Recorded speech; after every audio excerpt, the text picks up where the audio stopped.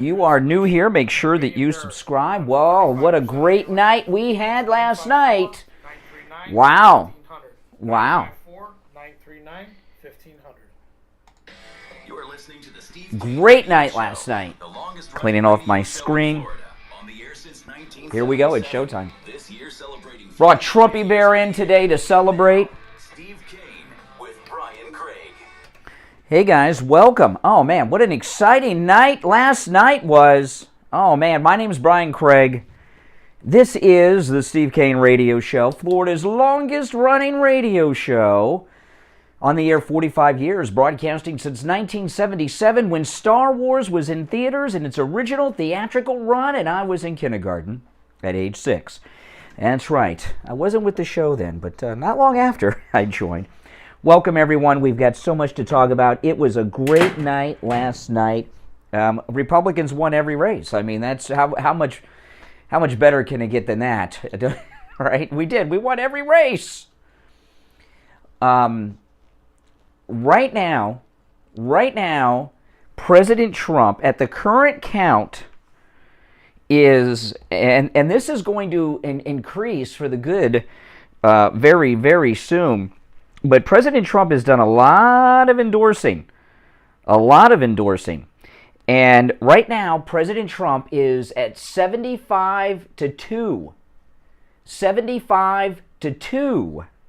75 victories, 2 losses, and in that, the 2 losses that I'm counting are the guy that was running for governor, who was very, very good, who was the victim of a frame job in Colorado, and Madison Cawthorn lost his primary last night.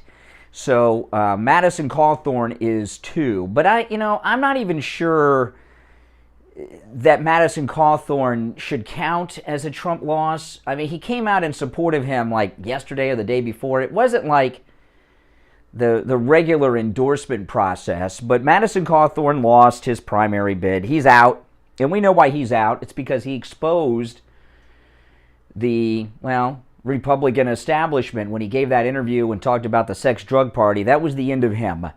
But we are at 75-2, and that today, tomorrow, the end of the week, that's going to increase to 76-2 because Dr. Oz, it has not been declared the victor yet, but Dr. Oz will be victorious if you look at the count.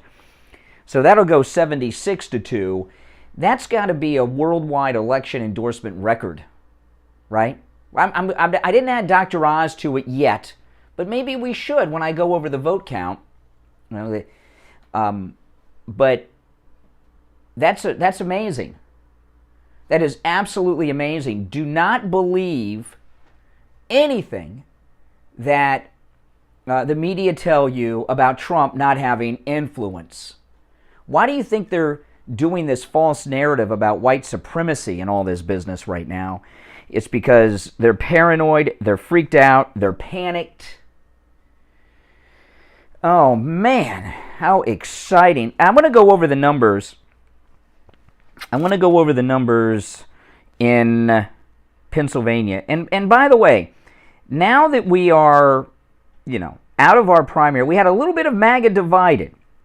In Pennsylvania.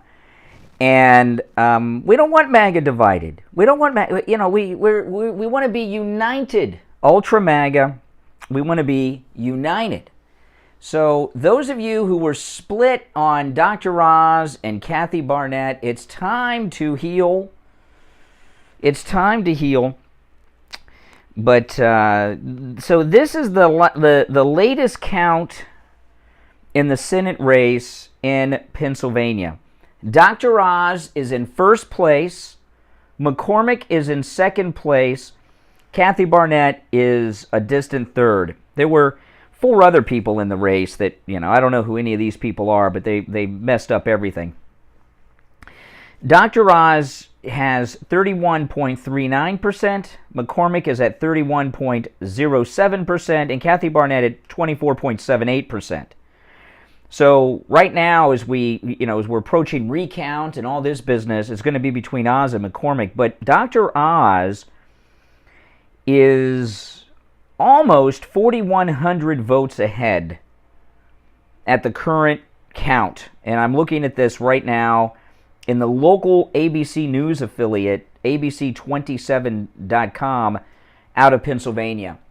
Okay, so he's about 4,100 votes ahead, and of course, anything can happen. But from my experience, when you get into recounts, and I've seen this happen many times, not just here in Florida during 2000, when you get into recounts and you have someone that's 1,000 or more ahead, and Dr. Oz is about 4,100 ahead of vote either way, to get the exact count, but he's about 4,100 votes ahead. He's going to win a recount, okay? He may gain, he may lose, but he's so far ahead at 4,100 in this race that Dr. Oz is going to win. So that 75-2 Trump would go to 76 with Dr. Oz to 2. And, Kathy Barnette, I don't know what happened with Kathy Barnette. I guess we'll find out because the polls had her like neck and neck. And I'm really people are going to process it and say this caused it, that caused it. Kathy Barnett's so far behind for a number of reasons. One, Trump endorsed Oz. Okay, so the Trump endorsement is gold. That's just the way it is. So that's, whoever has the Trump endorsement, and a real hardcore endorsement, has a major advantage. The other thing is when people vote, they vote for, they go by name recognition too. There's name recognition. So Oz had Trump name recognition in his favor. That's that. And that's what really did it. But I was a little surprised that Kathy Barnette did not perform second. But a couple factors with that. When she said a couple of days back that she would not support the Republican winner of the primary if it's not her, I think that did her a lot of damage. It really did do her a lot of damage. It didn't do her much good, I'll tell you that. But the main thing is Dr. Oz is a household name and very famous, and that he had the Trump endorsement. So MAGA strong. President Trump is doing very, very well. The Democrats are in a total collapse right now. The Democrat Party barely exists at this moment in time. It really does. It barely exists. There's a complete, we have a major crisis going on with the baby formula and inflation. Inflation is something that I know that people keep pointing to Jimmy Carter. I was a little kid. I remember Jimmy Carter being president, but it's like a blur. I was a little kid. I was born in 71. So, and I'm 51 years old. So most people have no memory or experience of inflation before, not real inflation. It's something you read about in an economics textbook in college, or you're reading a history book on the 1970s. It's nothing that people really have experienced, and people are experiencing this for the very first time. And I've seen a lot of people online talking about my buying power has been reduced, and that is exactly right. People are feeling it, and you put that together with the baby formula crisis, is big trouble. And